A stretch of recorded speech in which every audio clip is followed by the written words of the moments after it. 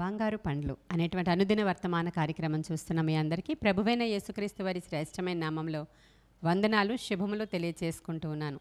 ఈరోజు మనం ధ్యానము చేయబోయేటువంటి దేవుని యొక్క నామము ఎల్ రకుం అనేటువంటి మాటని ధ్యానం చేయబోతున్నాం. అంటే అర్థం ఏంటంటే కనికరము గల దేవుడు, కంపాషనేట్ గాడ్ అనేటువంటి అర్థమిస్తుంది. మన దేవుడు ఎంత కనికర సంపన్నుడు అనే మాటని మనం ధ్యానం చేస్తూ ఉన్నాం. ద్వితీయోపదేశ కాండంలో 4వ అధ్యాయం 31వ వచనంలో ఈ మాట ఉంటుంది. నీ దేవుడైన యెహోవా కనికరము గల దేవుడు గనుక నిన్ను చేయి విడువడు, నిన్ను నాశనము చేయుడు అనేటువంటి మాటలు ఉన్నాయి. నీ దేవుడైన యెహోవా కనికరము గల దేవుడు గనుక నీ చేయి విడువడు, నిన్ను నాశనము చేయడు అనే మాట. ఇహమందు కూడా పరమందు దేవుడు మన ప్రతి అక్కరత తీరుస్తాడా అని అనేకమైనటువంటి డౌట్స్ ఉంటాయి చాలామందికి. అంటే ఇహమందు మనమేమి అలాంటి అక్రతల కొరకు అడగకూడదు. పరమందు మనకి మంచి పరలోకం ఇస్తాడు. అక్కడ ఆకలి దప్పుకలు ఉండవు. అక్కడ మంచి సుఖవంతమైనటువంటి జీవితం ఉంటుంది. అక్కడ సూర్యుడు చంద్రుడితో పని లేదు, ఆకలితో పని లేదు, ఏ రోగాలు రావు. ఇటువంటి బోధ చెప్తూ ఉంటారు. నిజమే అవన్నీ కూడా. కానీ ఇక్కడ కూడా మన ప్రతి అవసరత తీర్చడానికి ఆయన సమర్థుడని, నీ ప్రతి అవసరత ఆయన తీరుస్తాడని దేవుని యొక్క వాక్యము సెలవిస్తూ ఉంది. అవసరతలో అక్రతలో ఉన్నవారు మొర్ర పెట్టగా ఆయన మొర్ర ఆలకించే దేవుడని అనేకమైనటువంటి సందర్భాలలో లేఖనాలలో రాయబడి ఉన్నాయి.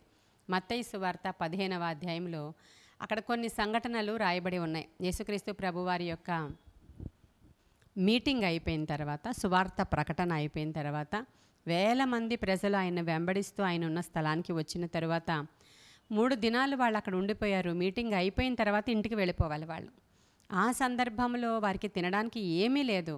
ప్రభు అంటున్నారు, అయ్యో వీరు ఇలా ఉపవాసంతో పంపించడం నాకు ఇష్టం లేదు, వీరి మీద నేను కనికరపడుచున్నాను అనే మాటలు రాయబడి ఉన్నాయి.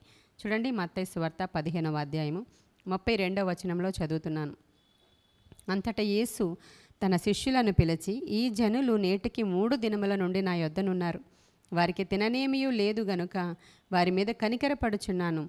వారు మార్గంలో మూర్ఛపోవుదురేమో అని వారిని ఉపవాసముతో పంపివేయుటకు నాకు మనస్సు లేదని వారితో చెప్పగా, ఆయన శిష్యులు ఇంత గొప్ప జనసమూహమును తృప్తిపరచుటకు కావలసిన రొట్టెలు అరణ్య ప్రదేశంలో మనకు ఎక్కడ నుండి వచ్చినని ఆయనతో అనిరి. యేసు, మీ యొద్ద ఎన్ని రొట్టెలున్నవని వారు అడుగగా, వారు 7 రొట్టెలను కొన్ని చిన్న చేపలున్నవని చెప్పిరి. అప్పుడు ఆయన నేల మీద కూర్చుండుడని జనసమూహమునకు ఆజ్ఞాపించి ఆ 7 రొట్టెలను ఆ చేపలను పట్టుకుని కృతజ్ఞతాస్తుతులు చెల్లించి వాటిని విరిచి తన శిష్యులకు ఇచ్చెను.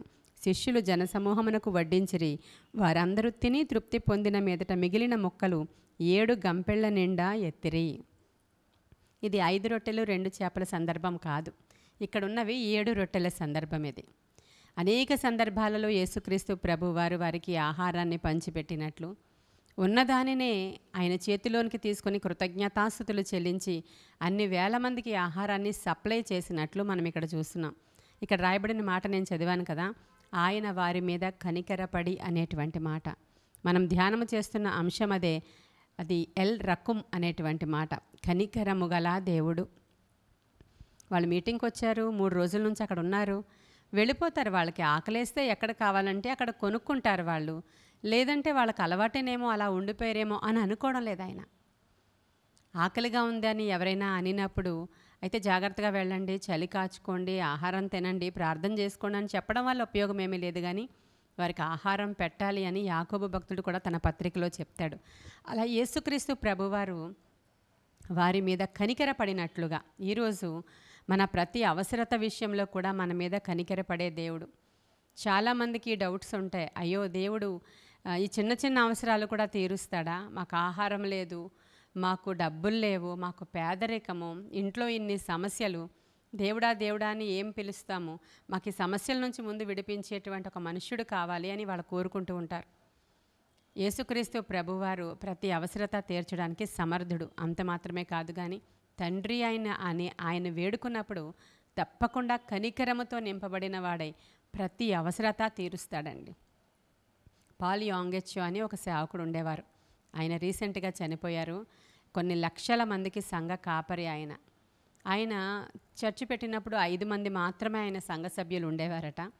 అయితే ఆయన ఇంటింటికి వెళ్ళి సువార్త చెప్పడానికి దేవుని చేత ప్రేరేపించబడి వెళ్ళి ఒక ఇంటికి వెళ్ళి సువార్త చెప్పాలని డోర్ కొట్టినప్పుడు ఒక స్త్రీ వచ్చి డోర్ ఓపెన్ చేసినప్పుడు ఈయన అడుగుతుంది ఏం కావాలి అని. నీకు ఒక శుభవార్త చెప్పాలని వచ్చాను అంటే, శుభవార్త నాకా?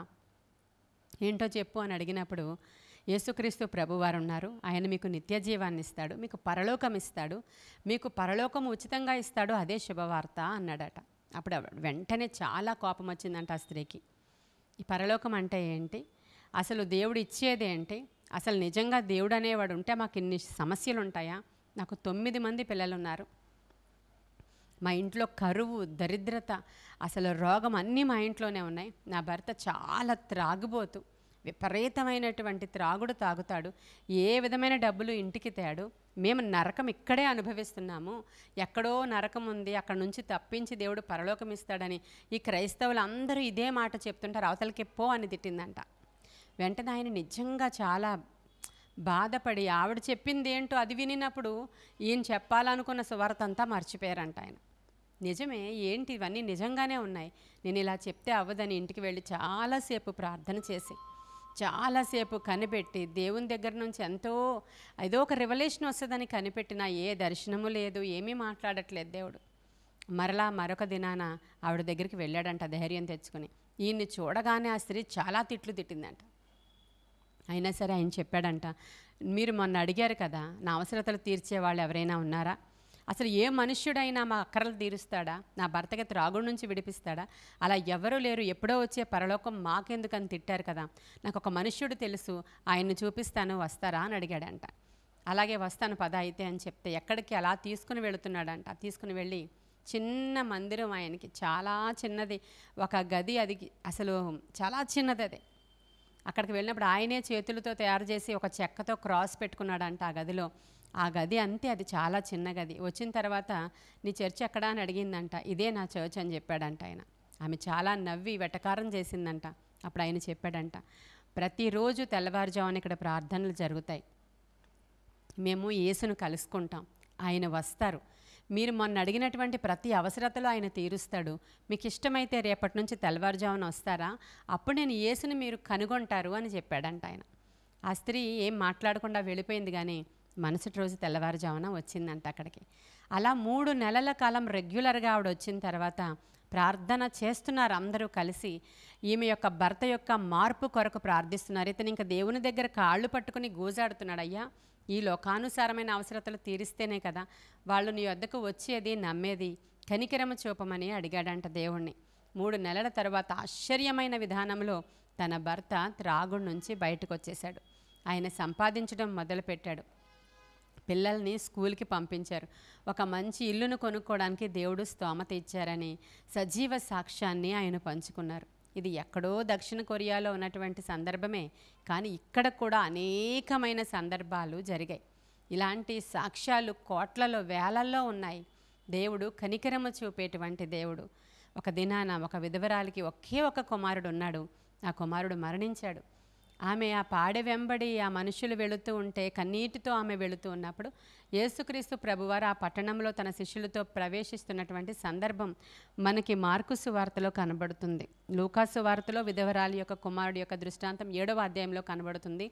ప్రతి చోట కనికరము కలిగి ఎలాంటి స్వస్థతలు చేశారో ప్రతి చోట మనము కనుగొనగలము. ఇక్కడ లూకా సువార్త 7వ అధ్యాయము 12-13 వచనాలలో అక్కడ విధవరాలి కుమారుడిని ఆయన ముట్టి, ఆ యొక్క పాడె ముట్టి స్వస్థపరిచాడు. ఎందుకంటే అక్కడ కనికర పడ్డాడు అని రాయబడి ఉంది. ప్రియమైన దేవుని బిడ్డలారా, మన దేవుడు కనికరము గల దేవుడు అనేటువంటి మాటని, ఎల్ రకుం అనేటువంటి మాటని ధ్యానం చేస్తున్నాం. అసలు ఆహారం లేకపోతే ఆహారం పెట్టడానికి కనికరం చూపాడు. వ్యసనము నుంచి విడిపించడానికి ఆ స్త్రీ మీద కనికరం చూపాడు. ఒక విధవరాలి ఏకైక కుమారుడు చనిపోతే ఆ కుమారుడిని స్వస్థపరిచి నేను ఏదైనా చేయ సమర్థుణ్ణి అని చూపించడానికి ఆయన ఇష్టపడుతూ కొన్ని సందర్భాలను బైబిల్ గ్రంథంలో లిఖించి, నిజంగా మన దగ్గర అనేకమైనటువంటి సాక్ష్యాలు ఇవి బైబిల్లో జరిగాయి, మరి మన మధ్యలో జరుగుతుందా అని మనం అనేక సందర్భాల్లో అనుకుంటూ ఉంటాం. మా మందిరంలో కూడా అనేకమైన సాక్ష్యాలు. ఎందుకు వినుచున్న మీ జీవితంలో జరగలేదా? మనం ప్రార్థన చెయ్యాలి, కానీ ఖచ్చితంగా కనికరము చూపుతాడు. భర్తిమయ్య అనేటువంటి ఒక వ్యక్తి ఒక దినాన, అది మార్కు సువార్త 1వ అధ్యాయం 39వ వచనంలో ఉంటుంది, దావీదు కుమారుడా నన్ను కరుణించు, కనికరించు అనేటువంటి కేకలు వేశాడు. అతను రోడ్డు ప్రక్కన ఉన్నటువంటి ఒక గుడ్డి భిక్షకుడు. అతను కనికరం చూపవా, కనికరం చూపవా అని కేకలు వేసినప్పుడు వెంటనే దేవుని యొక్క పాదాలు అక్కడ నిలిచిపోయాయి. అతన్ని పిలిచాడు, అతని కన్నులు తెరిచాడు, కనికరపడి స్వస్థపరిచాడు దేవుడు. ఆయన స్వస్థపరచడానికి కనికరం చూపిస్తాడు, ప్రతి అవసరత తీర్చడానికి కనికరం చూపిస్తాడు. ఈరోజు ఉదయకాల సమయంలో ఈ వాక్యం వింటున్నటువంటి మీ జీవితంలో కూడా ప్రార్థన చేయండి, తగ్గించుకుని ప్రార్థన చేయాలి. కనికరం మన మీదకి రావాలంటే, ఎవరినైనా ఏమైనా మనం అడగాలంటే, వాళ్ళ కనికరం మన మీదకి రావాలంటే మనం తగ్గించుకోవాలి. తగ్గించుకోకపోతే వాళ్ళు ఎంత మాత్రం కూడా మన మీద కనికరపడరు, సాధారణమైన మనుష్యులు. అలాంటిది మరి దేవదేవుడు ఆయన కూడా చెప్తున్నాడు, నేను కనికరము గల దేవుడను. ఒకవేళ మీరు కష్ట నష్టాల్లో ఉంటే తప్పక నేను సహాయము చేయువాడను అనేటువంటి మాటలు అంటే ఈ సందర్భాల ద్వారా ఈ ఉదయకాల సమయంలో మనం తెలుసుకున్నాం. కాబట్టి కనికరము చూపేటువంటి తండ్రి ఎల్ రకుం కంపేషనేట్ గాడ్ ఈరోజు మా ఇంటికి వచ్చి మా పక్షముగా కనికరము చూపు అనే ప్రార్థన మనం చేద్దామా? ప్రార్థన చేసుకుందాం. మహాపరిశుద్ధుడైన తండ్రి, మహోన్నతుడైన దేవా, నీకు వందనాలు ప్రభువా. వినుచున్న ప్రతి వారి జీవితంలో నీ కనికరము దిగి రావడానికి సహాయం చేయండి. వారిని ముట్టండి నైనా. కనికరముతో కూడిన స్వస్థత, కనికరముతో కూడిన విడుదల, కనికరముతో కూడినటువంటి గొప్ప అద్భుతమైనటువంటి విడుదల కుటుంబానికి జరగాలని నేను ఆశపడుతూ ఉన్నాను. ఆత్మకార్యాలు జరిగించమని, వినుచున్న వారందరినీ దీవించమని, కనికరము గల దేవుడుగా ఈరోజు వారి పక్షముగా కార్యాలు సఫలము చేయమని యేసయ్య శ్రేష్ఠ నామంలో అడుగుచున్నాము తండ్రి. Amen, amen, amen. God bless you.